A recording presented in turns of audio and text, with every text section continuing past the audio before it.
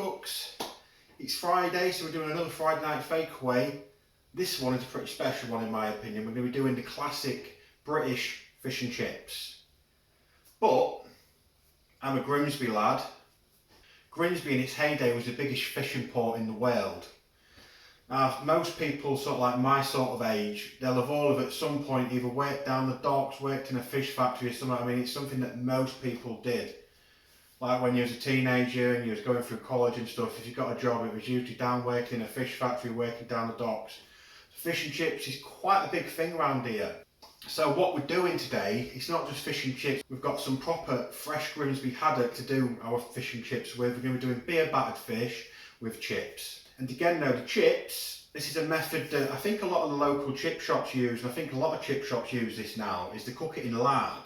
I first learnt of this from my nan. My nan always did the chips in lard, and whenever I went to my nan's for dinner and she'd done chips, I could not believe how much nicer than my mum's, I'm afraid, because honestly, my nan's fish and chips probably the nicest fish and chips I've ever had. So that is today's Friday night fake, where we're doing the classic Friday night fish and chips. First thing I want to do obviously is get some potatoes peeled. I've got some nice big potatoes here because I like nice big chips, so we're just going to get these peeled, get these chopped. Once you've peeled the potatoes, you want to cut these into about 1/2 inch to 3/4 inch strips. And then again, cut your strips, same again, 3/4 inch to 1/2 inch into sticks. Once you've chopped all your chips, put them in a colander and then give them a rinse in the sink in some cold water to wash all the starch off. Once you've rinsed these, we're going to parboil these. So we want to just pop these in a pan. I'm going to use my wok, it's the biggest pan I've got. Fill it up with water. Then we just want to bring this to the boil. So while we're waiting for the chips to boil, we're going to start prepping the fish. All I've got here, a bowl with some flour in it, and I've just lightly seasoned that flour with some salt and pepper. Just take your flour, just sprinkle this all over your fish. Give it a flip and do the same to the other side. Once you've got that covered, you can move that aside for now. And then we can start on our batter mix for our fish. First thing we want is 215 grams of plain flour, 1.5 teaspoons of baking powder, 1.5 teaspoons of salt. And then, as I said, this is beer battered fish, 225 millilitres of a nice golden ale. Leaves me with a bit to drink. Get all this mixed together. Oh man, it's got that lovely yeasty smell going on to it from the beer.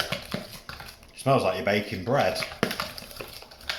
This actually isn't very far off the mix you'd use to make beer bread, saying that, so something I might do on the channel in the future. When you do your beer batter, the carbonation in the beer gives it a really nice crispy bubbliness to your batter.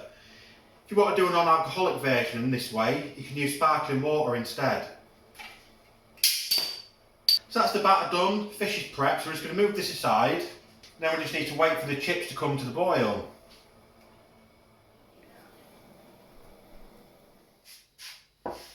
Once you've brought these to the boil, you want to drain these off. And you need to dry these off, so get yourself a bit of kitchen towel. Just spread your chips out along this. And just sort of pat them dry. Leave these to steam dry for a little bit longer. That'll allow our oil to heat up. What I've got here is a pan full of lard. I'm just going to bring this to a temperature of about 160 degrees. So the oil's at about 160 now, so we just want to put a handful of these chips in. You only want about 3 minutes because we've been cooking these twice. When you boil these lot, they're still quite solid, just want to have a little bit of give to them. So I'm just going to take a scoop of these, just going to cook these slowly in batches.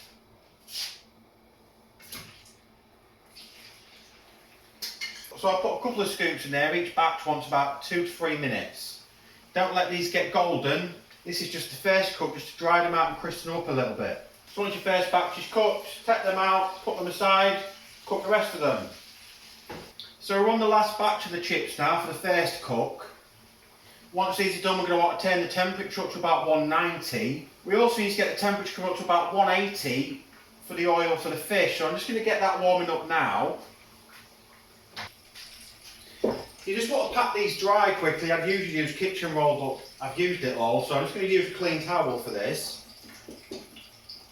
Once they all look dry-ish, they're ready for the second cook. Second cook's about 6.5 minutes at 190. That's at 190 now, so I can have the first batch in. If you're like me, you're cooking for more than one and you've got to do this in batches, put your oven on the lowest heat it goes on, and then as you're cooking these through, just put them on an oven tray or whatever, and then just add them to that just to keep them warm while you cook the other batches. While the first batch of chips are doing, we'll take one of our pieces of fish, put them in the batter we made earlier on, get them nice and covered. Flour coating we did will really help the batter stick to this.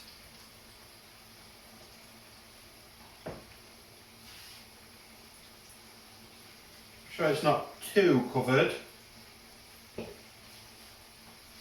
Then you just want to take the piece of fish and put it in your pan.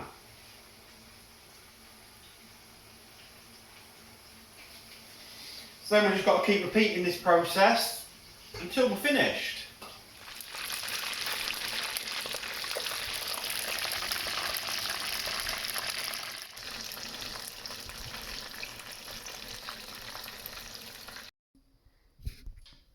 So there you have our Thrice cooked chips and our beer battered fresh Grimsby haddock. And a few little scraps on there. So that just leaves us with tasting time. But before we do that, not fish and chips, is it, without a bit of salt and vinegar?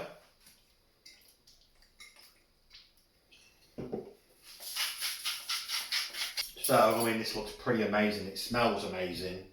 All it's left to do is taste it, innit? Let's try a chip first.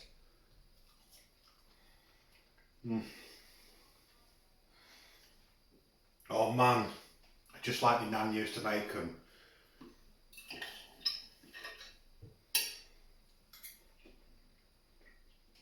Those chips are really good chips. Really nice and soft and fluffy on the inside because we parboiled them, but then they're so crunchy on the outside. Let's try some of this fish.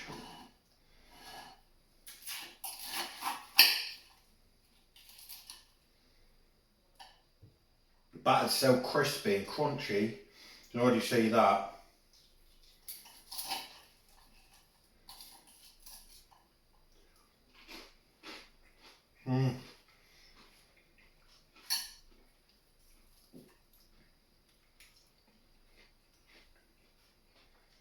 Oh man. That is better than what you get in the chip shop. Oh.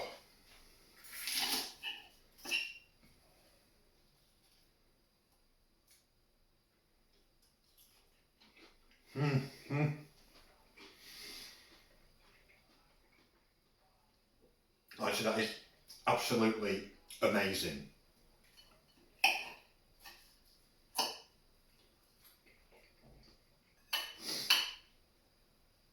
One of these little bits of scraps. Can't beat scraps with your fish and chips.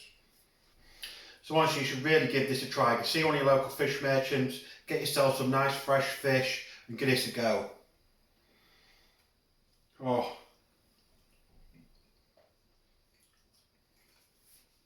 Should just be wrapped up in newspaper really. They don't do that anymore, do they? Right. I really want to get stuck into this because honestly this is delicious. So that will be everything for this week. Until next time.